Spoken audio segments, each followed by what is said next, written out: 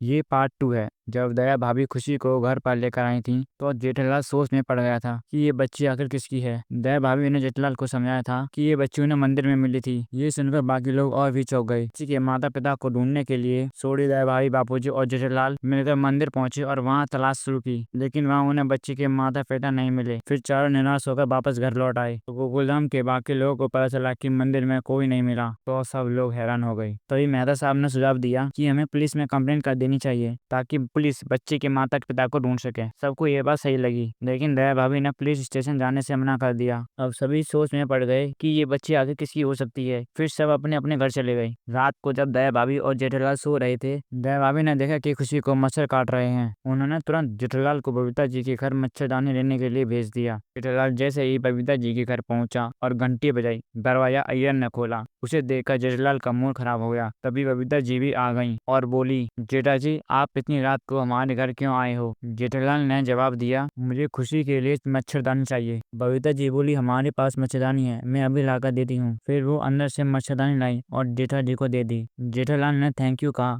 और घर लौट आए। घर आकर जेठालाल ने मच्छरदानी दया भाभी को दी। दया भाभी ने मच्छरदानी लगा दी जिससे खुशी अब चैन से सो सके। अगली सुबह सभी गोकुलधाम वासी सोसाइटी कंपाउंड में इकट्ठे हुए और फिर से चर्चा शुरू की। ये बच्ची किसकी हो सकती है? कौन ऐसी मजबूरी में इसे मंदिर में छोड़ गया? तभी अब्दुल आया और बोला कि सोसाइटी गेट पर बहुत सारे लोग खड़े हैं। ये सुनकर जेठालाल को शक हुआ कि शायद इन लोगों में से ही कोई इस बच्ची का असली माता पिता हो सकता है। मेहता साहब ने अब्दुल से कहा, उन्हें एक लाइन में लगाकर हमारे पास भेजो। अब्दुल गया और गेट खोलकर सभी लोगों को लाइन में लगा दिया। तभी एक आदमी आया और बोला, मेरा मोबाइल मंदिर में खो गया था। सोडी ने पूछा, आपका फोन कौन से कलर का था? वो आदमी बोला, ब्लैक कलर का। सोडी ने कहा, हमें तो ब्लू कलर का फोन मिला था। आदमी बोला, हाँ हाँ मेरा फोन ब्लू ही था, थोड़ा दिमाग कम है ना, इसलिए भूल गया। सभी को शक हुआ कि ये आदमी झूठ बोल रहा है और बस बहाने से कुछ और कहने आया है। सूर्य ने उसे डराकर वहां से भगा दिया। ऐसे ही कई लोग झूठ बोलकर अपना कुछ खोया हुआ बताने लगे। तभी भीड़ में से एक औरत सामने आई और बोली, क्या आपने मेरा मंगलसूत्र देखा है? मेरा सामने जवाब दिया, नहीं, हमें वहाँ मंगलसूत्र नहीं मिला। तभी उस औरत की नजर दया भाभी की गोद में सो रही खुशी पर पड़ी। वो औरत उसके पास आई और बोली, आपकी बेटी बहुत प्यारी है। फिर उसने खुशी को गोद में ले लिया और उसे प्यार करने लगी। ये देखकर दया भाभी और बाकी लोगों को ऐसा महसूस हुआ कि जैसे वही इस बच्ची की असली माँ हो सकती है। अब इस रहस्य का खुलासा हुआ अगले एपिसोड में। मिलते हैं, तब तक के लिए नमस्कार।